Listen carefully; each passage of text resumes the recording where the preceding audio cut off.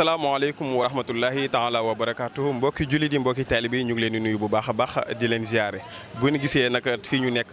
muy jumaay Touba jàkkaarook résidence si Ahmadou Bamba Khadima Rasoul ngeen xam xew-xew bu mag bi nga xam ne mu ngi jub si di 18 safar di bisub si Ahmadou Bamba Khadima Rasoul bu ngeen fi gisee suñu teewaay nag leen rek mooy topp jeexantalu sëriñ bi ay jaar-jaaram ak fépp foo xam te ni dem na fa fi ñu nekk nag bu ñu fi jógee dinañ dem fi nga xam ne mooy kër Cheikh Bass Mbacké Abdoul Khadir porte-parole khalife général des Mourides mu ñaanal ñu jeewee ko fa daal di jubal fi nga xam ne mooy Jolof nag dina leen dégte lépp li nga xam ne am na foofu incha allah daal di leen koy andil fii di SENactu TV.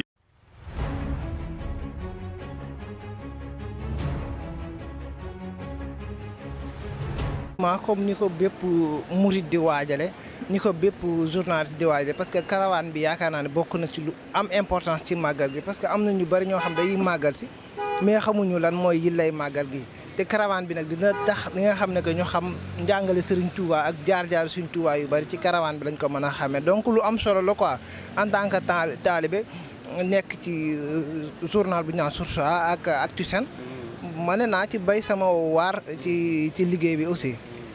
kon suñu Mor bu ñu déggee sa wax daal mooy pare ngeen yëpp ngir découvrir li nga xam ne mooy jaar-jaaru si Ahmadou Bamba Khadimou Rassoul wan ko askan wi. waaw effectivement parce que du politique rek moo ñu tax a jóg wala leneen itam mais itam njàngale mag yu baax yi aussi itam dina nekk loo xam ne dañ ci taxaw bu am solo surtout que màggal bi mi ngi jege si.